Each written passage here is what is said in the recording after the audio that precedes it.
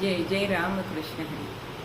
आज वैशाख पौर्णिमा हा दिवस बुद्ध पौर्णिमा किंवा बुद्ध जयंती म्हणून साजरा केला जातो। या दिवसाचं महत्त्व काय, तर या दिवशी गौतम बुद्धांच्या जीवनामध्ये 3 गोष्टी या घडून आलेल्या आहेत। मग पहिलं काय, तर या दिवशी त्यांचा जन्म झालेला आहे। नंतर वैशाख पौर्णिमेलाच त्यांना ज्ञानप्राप्ती झालेली आहे आणि वैशाख पौर्णिमेलाच त्यांचं महानिर्वाण सुद्धा झालेलं आहे। अशा 3 महत्त्वाच्या घटना ह्या त्यांच्या आयुष्यामध्ये ह्याच तिथीला घडल्या।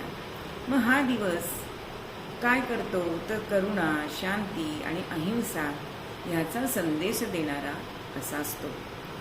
जगभरात मोठ्या उत्साहाने हा साजरा केला जातो। भारताशिवाय नेपाळ, इंडोनेशिया किंवा श्रीलंका, व्हिएतनाम, चीन, जपान अशा जवळजवळ 180 देशांमध्ये हा बुद्ध पौर्णिमा हा दिवस अत्यंत श्रद्धेने आणि मनोभावे हा साजरा केला जातो। आपल्याकडे भगवान गौतम बुद्ध हे विष्णूचा 9वा अवतार मानले जातात आणि त्या काळानुसार त्यांनी अहिंसेचा हा बोध केलेला आपल्याला दिसतो।